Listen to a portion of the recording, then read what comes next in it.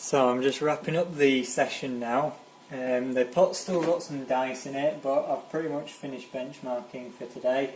So I'm just running a CPU-Z stress test at pretty much a clock that I would run on air cooling, which is 4.35 gigahertz at 1.4 volts. So while it's doing the stress test, which you can see it's doing there, and just about beating a i7 or i9 7900X 10-core CPU in a stress test, I'm just going to go through the benchmarks and what we've achieved today.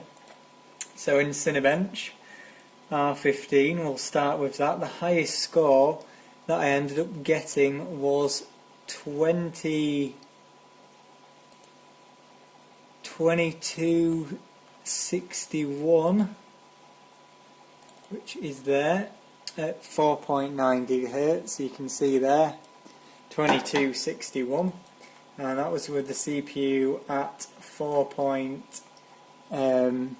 gigahertz on 1.7 volts in the BIOS. We were running the memory at 3540 megahertz, 12, 11, 11, 11, 28. The TRFC was at 280.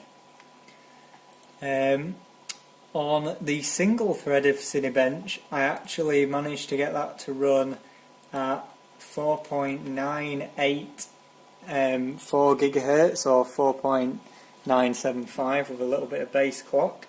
With the memory again running at 3540 megahertz, and I managed to get 210, so I believe that it will be pretty high single thread score for AMD.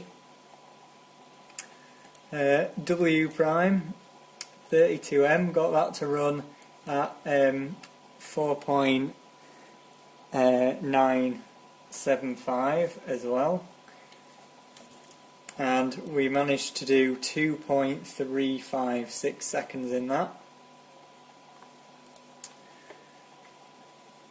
124M, the highest I could get that to run was 4.925. Obviously that was a much longer benchmark.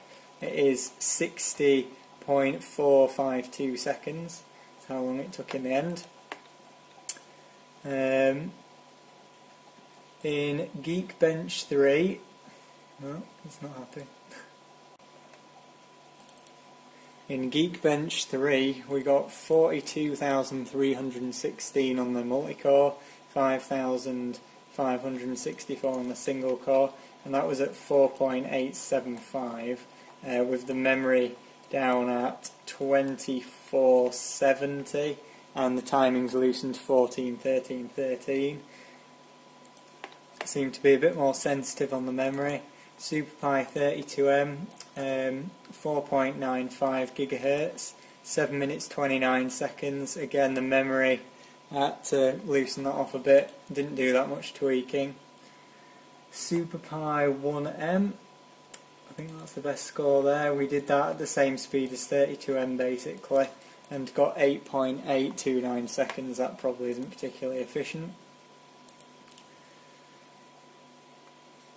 Cinebench 2003 I did as a bit of a joke. I got 5,324. I don't know if that's any good. That was just at 4.9. 11.5. I never managed to get 25. I only managed to get 24.99. So that is very annoying. And that was again at 4.9 gigahertz, 1.7 volts. We did try the most on R15 and 11.5. Those are the two things I spent the most time on out of everything by far. A validation, we only managed to get 5 gigahertz in the end. I didn't manage to get any higher, so that was a bit annoying. So yeah, that's it. I don't know why it was crashing a couple of minutes ago. It's at pretty much 3400 C14, so still at minus 39 degrees Celsius, so It's actually going back up again because I stopped the stress test. Anyway, that's a wrap up for today.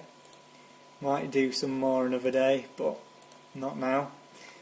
So yeah, that's it. Probably going to be it for this video. It's probably quite a long one.